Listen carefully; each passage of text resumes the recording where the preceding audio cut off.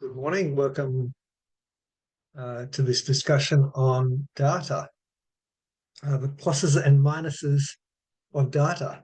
I'm Bruce Rouse, and well, firstly, I just want you to think for a minute. What do you think the pluses and minuses of data when it comes to energy efficiency? This is our discussion around energy efficiency. Why do we need data, and or do we need data? So, what are the pluses and minuses? Okay, great. Okay. So firstly, data is really useful because it can help us identify when energy is used and how much energy is used. For example, if you've got billing data for a site, you can tell how much energy might be used in winter and how much is in summer. You can see which is highest. Um, and you can then, of course, obviously quantify the data. So this is billing data, and pretty much every site you work with will have billing data, um, which can help you quantify basically annual energy use and give you kind of a seasonal indication of when energy is used. So that can be useful.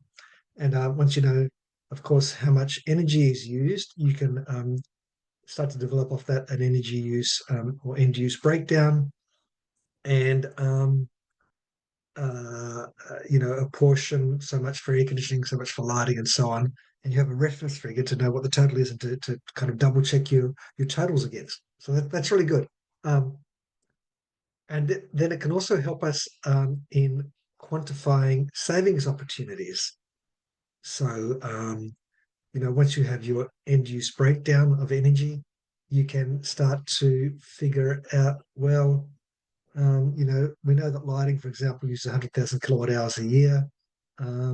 So our upgrade, you can very roughly get a feel for the savings. If we're switching from fluorescent to LED, we'll at least halve our energy usage. So therefore, the savings should be at least 50,000 kilowatt hours a year. So that's just, if you didn't have that data, that number there, if you had no idea of what the site lighting use was, and if you have no billing data, you would be able to calculate. So that's really obvious. Okay, so let's keep exploring more of the pros of data. Then I'm going to get onto the cons or the negatives. So now once we get more finely granular data, then we can start to identify more savings opportunities.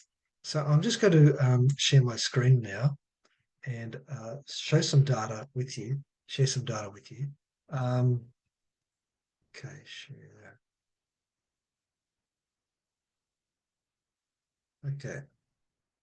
Okay, so on the screen now, you can see some data that's interval data. So this is data at half-hour intervals. And I've just plotted it on a graph here. And this is the time of day. And each one of these lines represents a different day of the week. So, for example, state 2 here would be Tuesday. That's a Tuesday. Okay. And then that blue line there, I think, is Sunday. Yeah, one is Monday. Okay. So you look at this data and you think, well, okay. So this is telling us that this site is using a lot of energy overnight.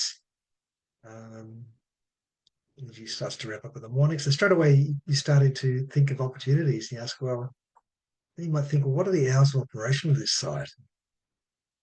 Here's the usual operating hours. There's actually a library.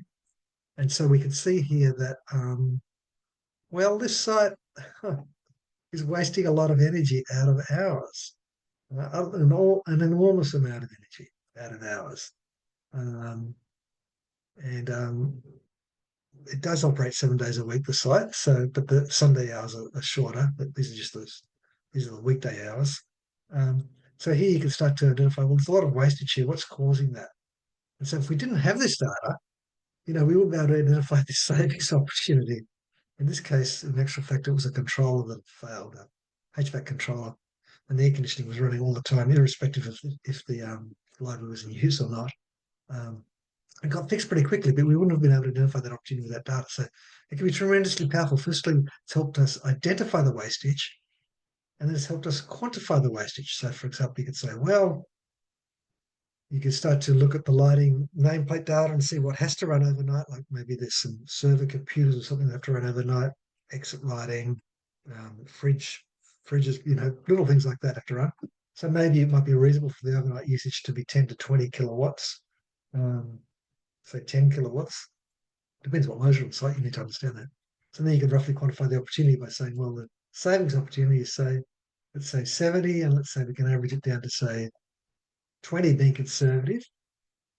So we've got 70 minus 20 is 50 kilowatts. We could say 50 kilowatts for, let's say you need some warm up time for the air conditioning. To say, let's say 9 hours here, and then at night time, well, you can switch it straight off here. Let's say another 6 hours, 15 hours a day times 50 kilowatts is 750 kilowatt hours. If my calculation's correct. No, yeah, something like that. Anyway, it's a 15 times 50 years, 750 kilowatt hours. Wow, that's a good saving.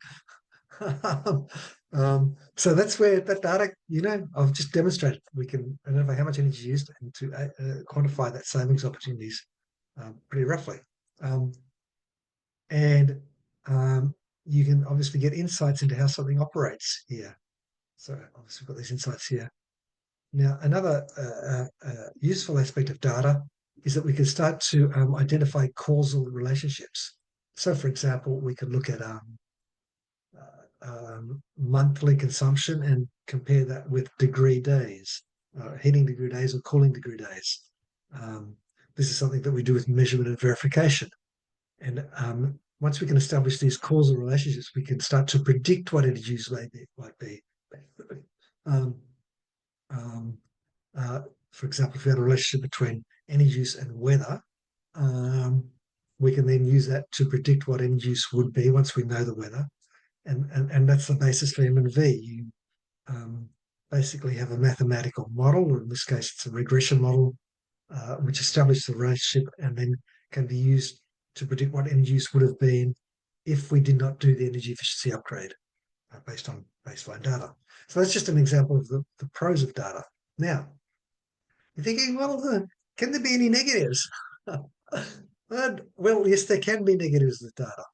Um, and let me look at some of the negatives. When you have a lot of the data, now, like ideally, you think this would be ideal. You go to a site and everything has a meter, and you think, well, of course, the more data, the merrier. So why don't we just say everything is metered, every circuit is metered. Um, you've got this huge amounts of data. Let's say the metering is once a minute. Wow, isn't that fantastic? It'll be so easy to identify and quantify opportunities here. Well, maybe not, because when you have mountains of data, I don't know a university which has got done that at 1 minute interval for hundreds, maybe thousands of meters, and it's just too much data. Like it's you've got so much data that it becomes incredibly time consuming to analyze that data. So firstly, you've got to check the data, then you've got to present it in a meaningful format, and then you've got to analyze it. And if you have time, that's good. But and if you have systems, and I want to talk about this later, this is a really good practice, trying to develop systems to analyze data for you, including checking continuity of data and error checking. If you've got those systems in place, well, then you're in a great position to be able to use that data. But most often you don't. Data can come in a wide range of formats. So you can just spend a huge amount of time analyzing the data and collecting the data and checking the data. Not so much analyzing, actually, checking, collecting, tabulating, organizing the data, that you are spending less time on actually stepping back and thinking about the site and identifying uh, major inefficiencies. So you can lose the forest for the trees if you're not careful when you have too much data.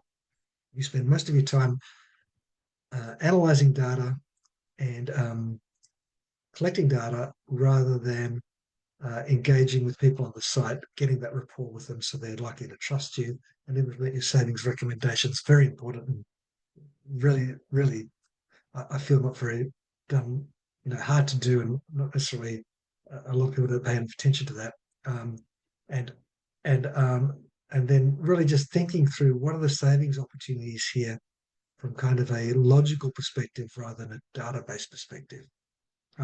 So data is really useful, but if you've got too much data, you've got to be really careful that you don't get swamped with that data and spend too much of your energy focused on the data and less about the relationship with the people and about kind of trying to establish from an engineering logic perspective how the site is wasting energy and where the opportunities are.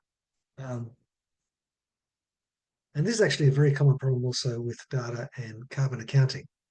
So where many people spend a lot of time just carbon accounting, collecting data, trying to calculate the carbon footprint, but not really uh, uh, uh, thinking about how to reduce the carbon footprint. So many organisations, for example, will have they'll have someone allocated a sustainability role, and often more than half of their time is spent just collecting data and reporting on their carbon footprint. So that's great, but it's actually not doing anything to reduce the carbon footprint, which is probably the whole purpose of the exercise in the first place. Is around, well, why is carbon important? Because we want to reduce it and cut our carbon footprint, not just report on it or understand it. Okay. So the other kind of data um, is you can start to focus on individual items of equipment rather than have the big picture. Um, so let's say I had sub-meter data for a chiller. I could spend a lot of time analyzing and determine the efficiency of the chiller. So I had data on the thermal output of the chiller and as well as the electricity consumption data. I could spend a lot of energy and time um, collecting that data, analyzing it, because often some of the data is bad, filtering it, then analyzing it and establishing a relationship. Like, for example, I could establish, hey, this chiller is not very efficient and therefore I need a new chiller. Okay, well and good. But perhaps if you step back a bit, um, cooling that particular facility with a chiller may not be the most efficient way, a centralized chiller, of cooling that building, particularly let's say there's a stack of unoccupied space and the air handling distribution system has very poor controls.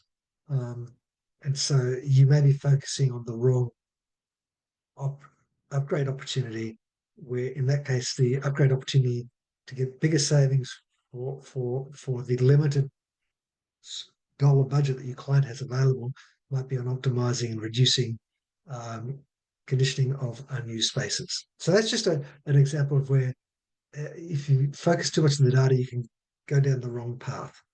Now, um, okay, so I pretty much want to wrap it up here, but I just want to point out to you two resources that I think you should consider. Now, of course, these are both resources on the Sustainability Education Academy, um, but you may want to consider um, this course, Introduction to Interval Data Analysis. Let me just share my screen here again.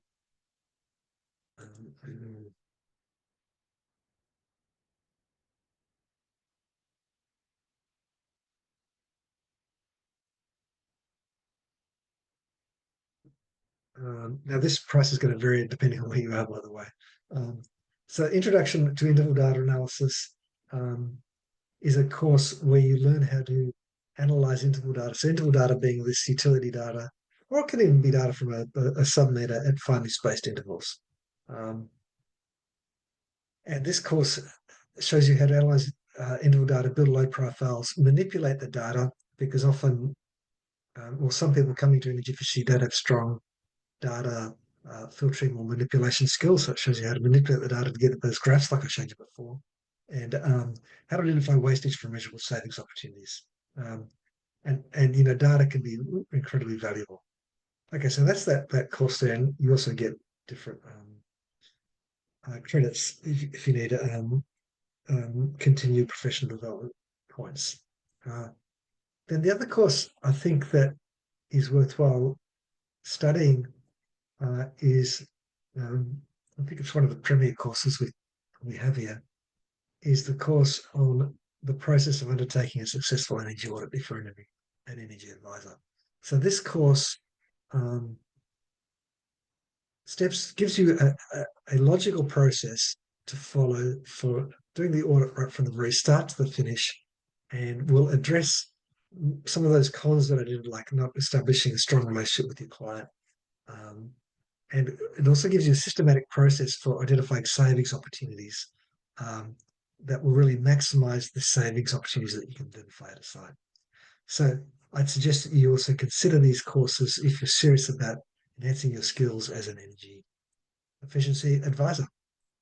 So with that, thanks for watching, and all the best with your energy efficiency endeavors. Thank you.